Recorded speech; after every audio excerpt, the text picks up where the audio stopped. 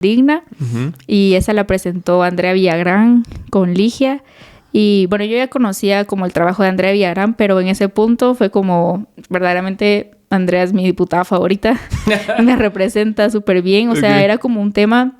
Es que siento que es un tema tan normal, pero súper polémico y que no se puede hablar, pero en realidad es algo que sí pasa. O sea, y cuando se presentó la iniciativa fue como... Nunca había pensado en la importancia del tema, pero en realidad sí lo es. Y también cuando se presentó se volvió eso como polémico y así. Entonces... ¿Adentro del Congreso? Sí, cuando Andrea la presentó, la prensa y todo eso. Sí. Porque hablar de menstruación es... ¿Quién habla de eso? O sea, es un tema que no se habla ni siquiera en nuestras casas, pues. Sí, es complicado. Entonces alguien lo puso como en Twitter... Y pues yo solo dije, sí, ese es mi proyecto favorito y sí quisiera apoyarlo, sí vamos a trabajar para que se apruebe.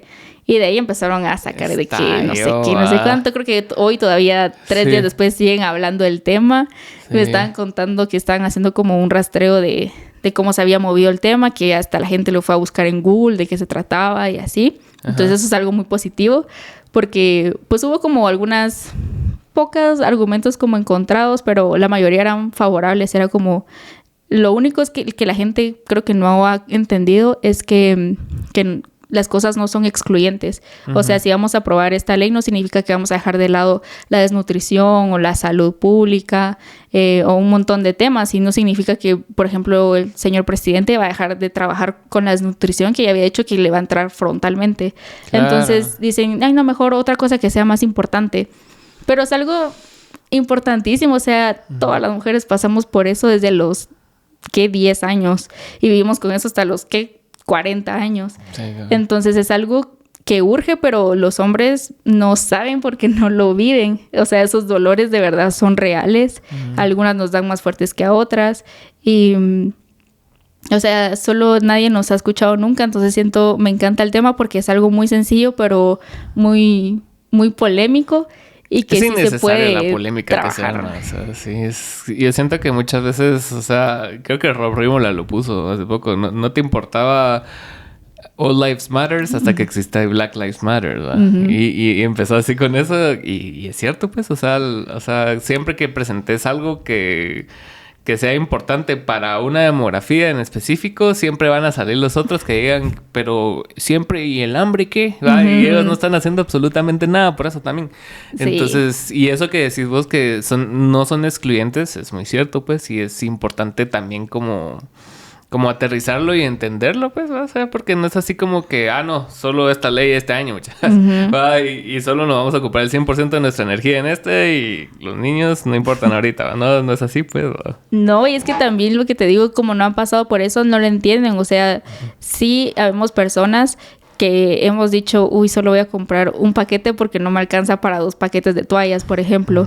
Y si eso me pasa a mí, que soy clase media en la ciudad capital, cómo van a estar en los demás territorios. Entonces, sí es cierto que hay que priorizar, puede ser en los lugares más alejados y más olvidados del país, pero eso tampoco significa que en la ciudad, por ejemplo, tampoco tengamos necesidad. O sea, que digan, bueno, está bien, pero que se metan todos los departamentos menos en la ciudad de Guatemala. Claro. Porque en la ciudad de Guatemala también hay pobreza, hay personas que, bueno, sí trabajamos en call center, pero después el día que me pagan me quedo sin dinero porque tengo que pagar un montón de cosas, claro. Porque también tengo responsabilidades en mi casa y me serviría un montón ir al centro de salud y que me den mis toallas, que son 50 quetzales, por ejemplo.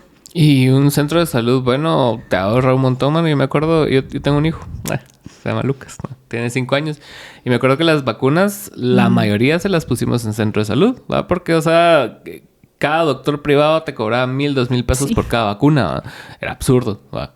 Entonces decidimos ir a pasar casi como 5 horas en el centro de salud, pero que iban a ser gratuitas. Sí. Pues imagínate un centro de salud funcional, ¿va?